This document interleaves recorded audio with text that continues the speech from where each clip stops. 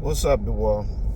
I just wanted to come in real quick and do a update on one of the videos that I feel is annoying the crap out of me out of the videos I did.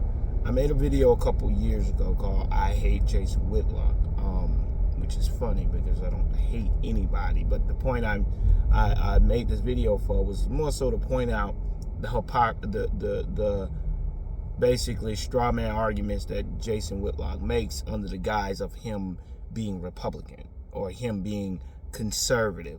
And because he's conservative, he's somehow, holier than thou when it comes to black politics. Like all other black people are just immoral and he's the only moral one because of his, when really he's just a sellout. And the people who like him are generally other sellouts. And most of the time when you root for Jason Whitlock, genuinely, I don't think anybody roots for Jason Whitlock who does not think like it, right? All I keep getting in the comment section is you don't understand. I kept getting in the comments, you don't understand. Jason Whitlock isn't Republican. He's nothing. Do you realize Bill O'Reilly, Sean Hannity, and like 3 other Fox News people also made the same claim? That's what they all say. I'm not Republican. I'm just objective.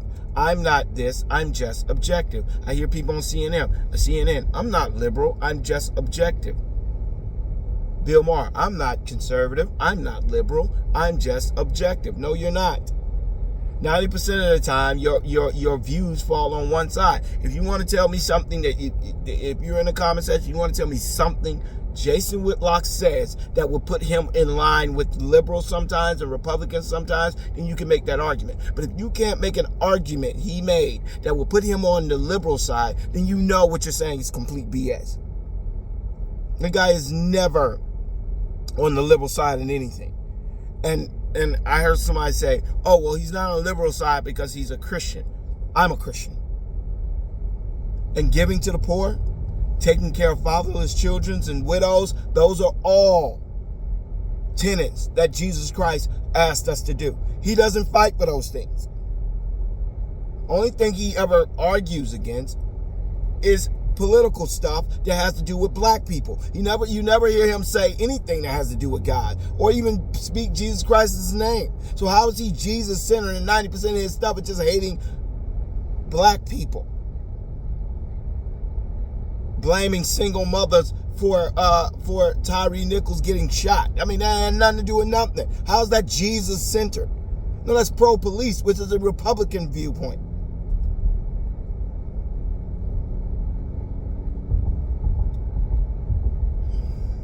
But I'm going to say something, and this is 100% true. Okay, there's 2 types of black people in America. 3, actually.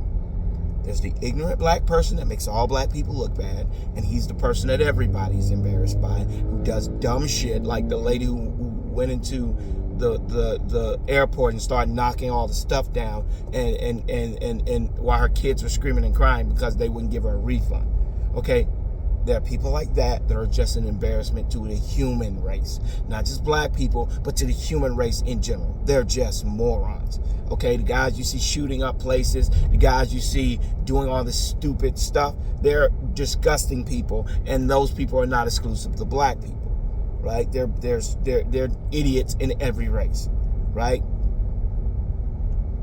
Second type of black person is the other embarrassment. That is the guy who grows up around with nothing but white people and grows up hating black people because white people are racist. I've met these people my entire life. No matter how many times something happens, they somehow find a way to make black people the problem. Because their entire life, their biggest problem is that they grew up around racist white people, and so they feel white people would treat them better if ignorant black people didn't do dumb stuff. So they grow up hating black people. They grow up as racist as the white people that criticize them. And then they get to a certain age where the black people call them sellouts. right? So the black person grows up in it. They grow up being taught their entire time that their race is somehow this thing that's holding them back. But they don't do it like the black person that grows up understanding racial inequality and the history of black people. Most of them grow up with parents that don't put any emphasis on it, tell them color doesn't matter, and that it's all about how hard you work. That's a great tenet, but it's not true. And when they get to a certain age, they find out real quick, it doesn't matter how hard you work, it doesn't matter how hard what you do, you're going to run into racial discrimination. You're going to run into people who just don't like you because you're black, that think you're dumb just because you're black, who think you're violent just because you're black, who think that you're going to steal, you're going to act stupid, that you are stupid, that you can be taken advantage of. All these things come from people, from racial inequality and racial stereotyping. And it's a matter how Jesus-centered you are, right? Jesus helps you deal with those circumstances. But the devil perpetuates those circumstances. So because the devil perpetuates those circumstances, you got to understand what you're going into, because then you end up creating kids that end up hating black people because white people are racist. Well, maybe if they stop stealing, then people would accuse me of stealing. Or maybe if your friends weren't morons and realized that white people steal as much as black people, but the chances of black people being caught is way higher, then you would be better off. They don't realize that their direct racism it leads to a lot of the stereotypes that you are dealing with. But instead, they get mad at black people. And they say, well, black people got to be so ignorant. If they weren't so ignorant, then my life would be easy. It's just a selfish viewpoint. Well, I'm not like the normal black person. And they go through their life with this air of arrogance, like they're better than other black people. Oh, most black people do this. And most black people, bro, you are not special. Okay? You're a person that was brought up in a household that provided for you, that made you just like most white people. Only difference is those white people don't see you as like them. And because of the same race inequality and stupidity that you perpetuate, it's making your life hard.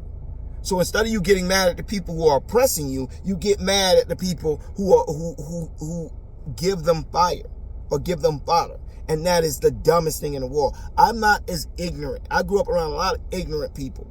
I grew up around people that became murderers. I grew up around people that became lifelong criminals. But I also grew around people who became hardworking people. The vast majority of people in the hood are good people. You just got a small percentage of them that are morons, that grow up in households with bad mothers and bad fathers that make, but all it takes is 10 people out of 300 that are bad, and those 10 people can terrorize that entire community. And just because you live in that community doesn't mean that those people are some type of representation of who you are. It's like, well, that's ghetto. When growing up, I hated that term. That's ghetto. Because mostly black people would say it.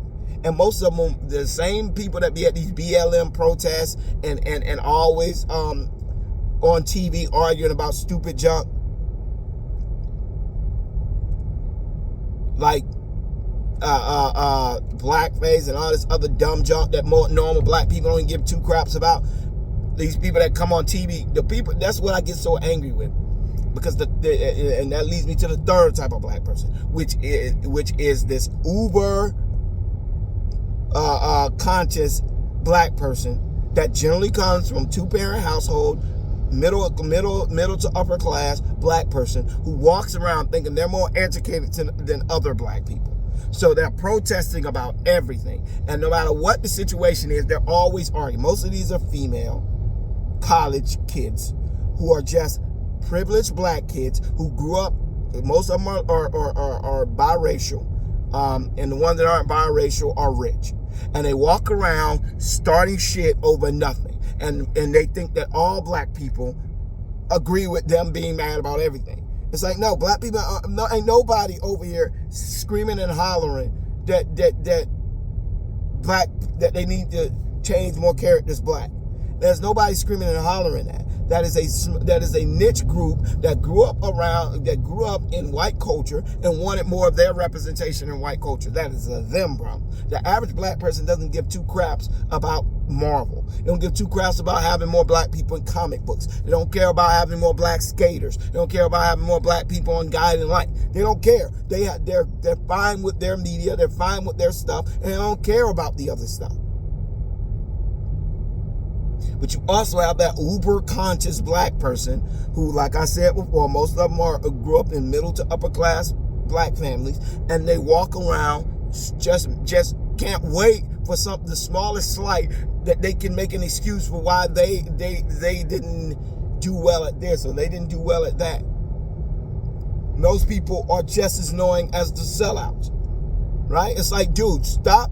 Black people are enraged. No, black people are not enraged. These spoiled black rich college students are enraged by this. Normal black people don't even care about this issue. I hate when they do that. Black people were enraged by this.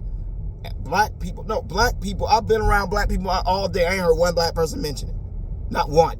So where are all these black people that are enraged by this? They're not. This is a bunch of spoiled college kids walking around, can't wait for a slight, because, especially when it comes to the biracial kids, because biracial kids are naturally treated higher in the black community. So when they go into normal society and people try to look down on them, they have way more pride than the average black person who grows up in a community they're not only racially profiled by white people, they're generally racially profiled by black people, and they grow up with a lot of insecurities because there's a lot of insecurity in the black community. And if you are just black, generally you're going to catch a lot of strays from the insecurities around you.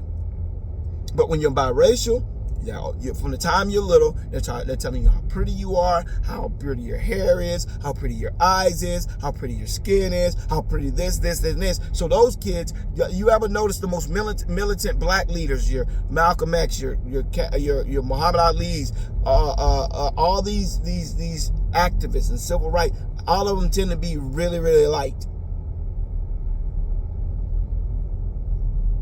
There's a reason for that.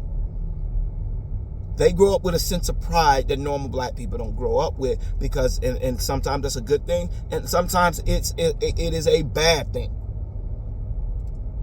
Because they come out and act like they speak for all black people because they feel slighted by some stuff.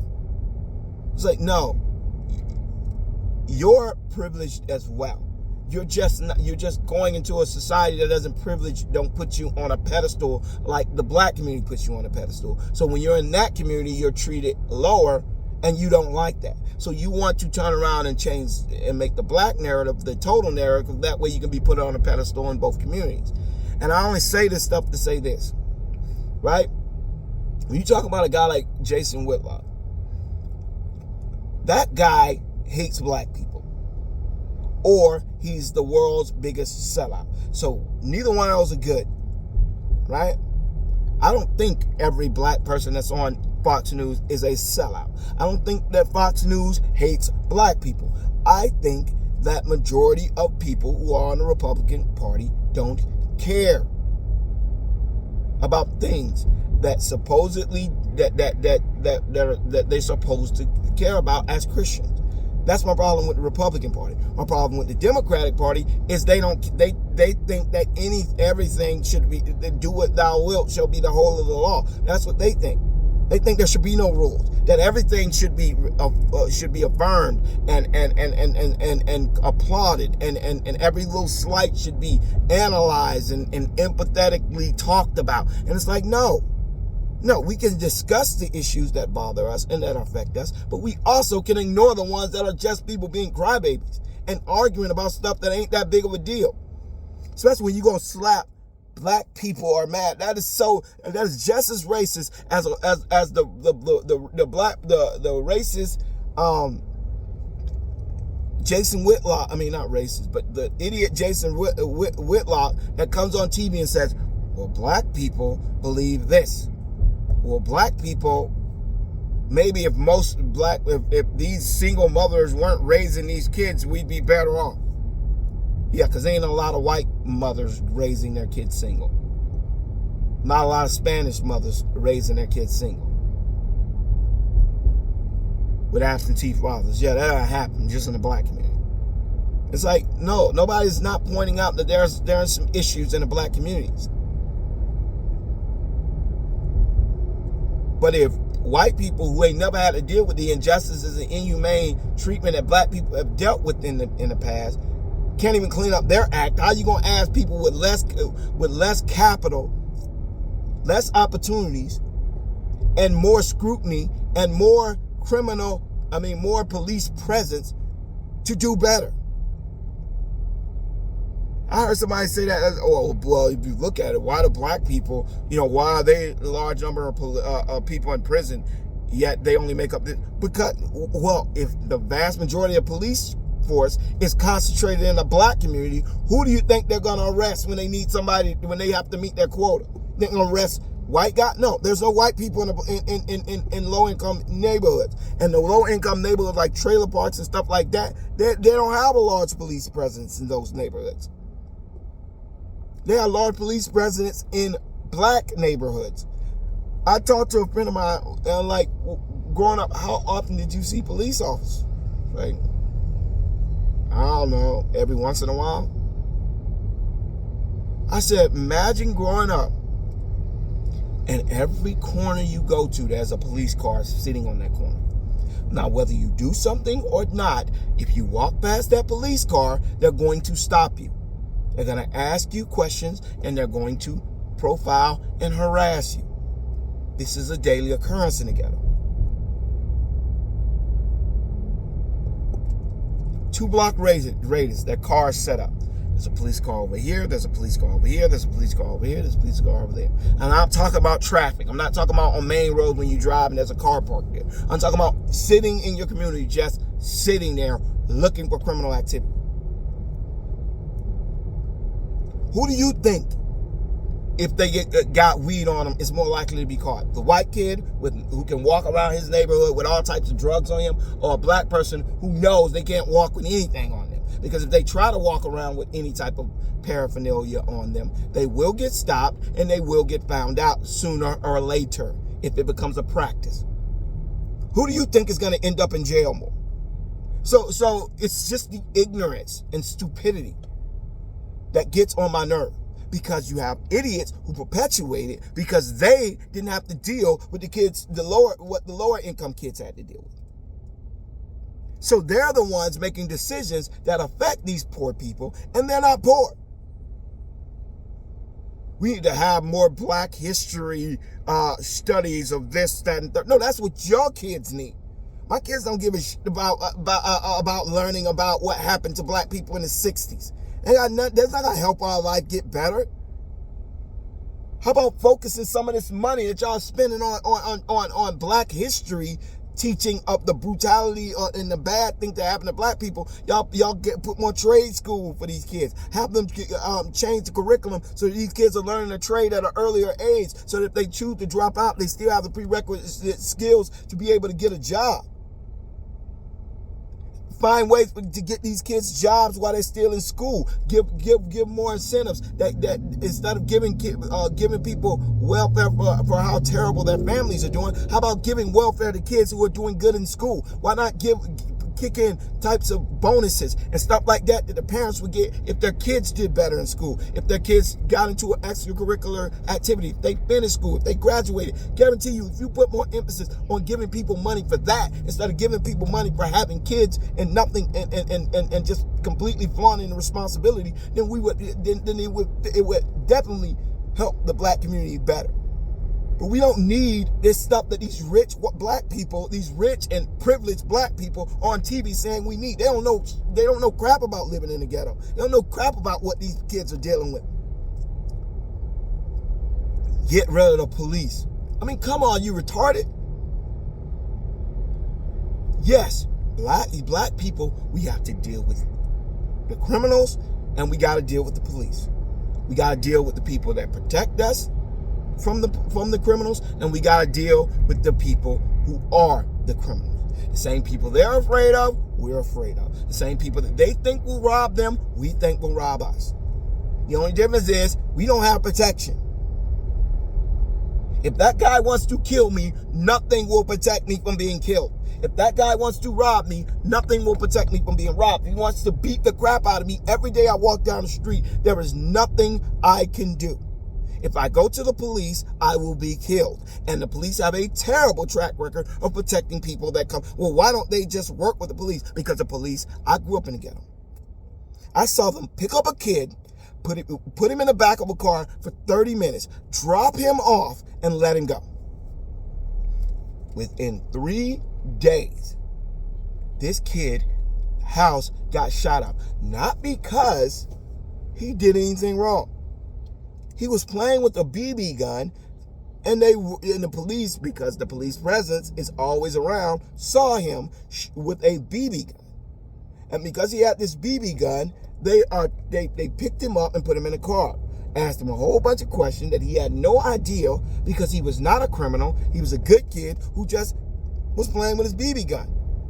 And they thought he had some criminal insight because he was black and he lived in the ghetto. Because everybody who lives in the ghetto who's black must know everything that goes on in the ghetto. They don't. They're just living there. They're not associated with the criminal element of the ghetto, because the vast majority of people in the ghetto are not criminals.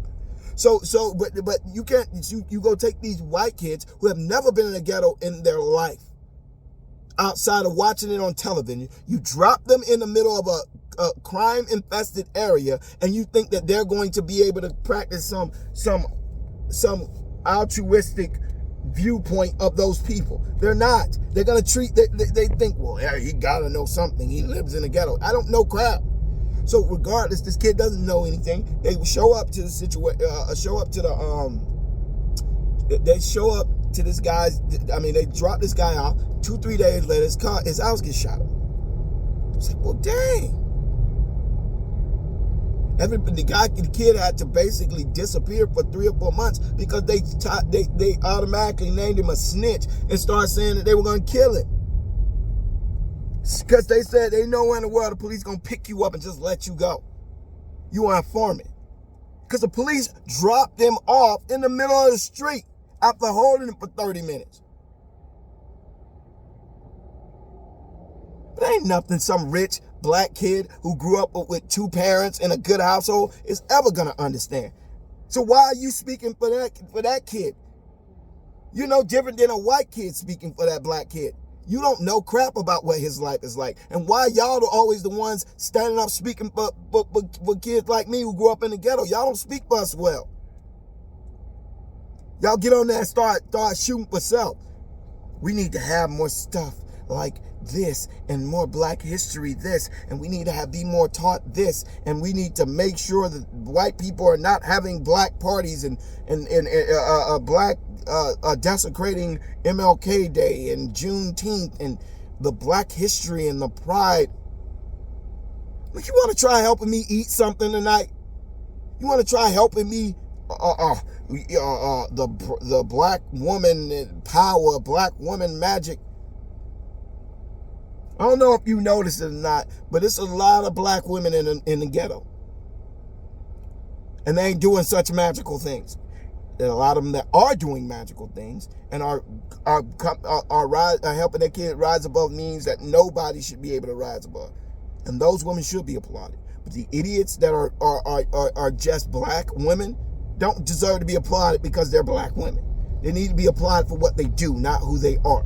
And most of them don't do great things. So why are we calling them great?